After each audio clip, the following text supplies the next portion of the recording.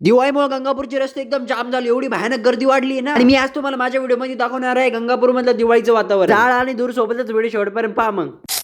नमस्कार मंडळी, मी यशराज सावंत, तुमचं सर्वांचं स्वागत आहे माझ्या एक नवीन ब्लॉग मध्ये. आज होता शनिवार म्हणजे गंगापूरचा बाजार. आणि हा बाजार नुसता नॉर्मल बाजार नव्हता, हा बाजार डायरेक्ट दिवाळीचा बाजार. त्यामुळे आज एवढी पब्लिक आली होती, सगळे रस्ते जाम करून टाकले होते. कसं चालवून कसं नाही काहीच कळत नव्हतं. जिकडे बघाव तिकडे नुसतं गाड्या आणि माणसं. आजच्या बाजारामध्ये विकायला फक्त भाजीपाला नव्हता, पण त्या बोळके, लक्ष्मी देवीच्या छोटे छोटे मूर्त्या, करदुरे, बत्ताशे सगळं काही होतं. फक्त खिशातून बाहेर गांधी काढायचं आणि विकत घ्यायचं, बस फक्त एवढंच काम होतं. मंडळी तुम्हाला एक सांगू का, फक्त राग नका येऊन देऊ. आपण आपल्या घराला चायनीज लाइटिंग तर लावतो, पण पंत्या वगैरे जे लोक स्ट्रीटवर बसते त्यांच्याकडूनच घ्यायला पाहिजे, कारण की आपल्यामुळे त्यांची दिवाळी आनंदाने साजरी. आजकाल ऑनलाईन शॉपिंगच्या दुनियेमध्ये आपण यांना विसरूनच गेलो. तर खाली कमेंट मध्ये सांगा तुम्ही पंत्याची शॉपिंग ऑनलाईन करता की ऑफलाईन, आणि कमेंट मध्ये हे पण सांगा तुम्हाला ऑनलाईन शॉपिंग करायला जास्त मजा येते की ऑफलाईन. आणि मंडळी जर तुम्हाला फटाक्याची शॉपिंग करायची असेल ना, तुम्हाला मी एक बेस्ट मार्केट, जर तुम्हाला काही कळणार नाही ना फटाके कुठून घ्यायचे, डायरेक्ट यायचं सोमानी ग्राउंड, आणि तिथं पाहिजे तेवढे स्टॉल, आणि इथं तुम्हाला योग्य भावामध्ये फटाके सुद्धा भेटून जातात. तर तुम्हाला चांगल्या क्वालिटीचे फटाके पाहिजे असेल तर एकोन हा स्टॉल आपल्या भावाचाच एकदम मस्त, एकदा नक्की येऊनच जा. मंडळ मी आता थांबतो आजसाठी एवढंच, नाही तर दिवाळी जायची संपू. आजचा ब्लॉग आवडला तर लाईक टॉक, ज्या बी मित्र मैत्रिणीला शॉपिंग करायला आवडतं त्यांना हा व्हिडिओ नक्की शेअर करा. भेटू उद्याच्या ब्लॉग मध्ये. जय महाराष्ट्र.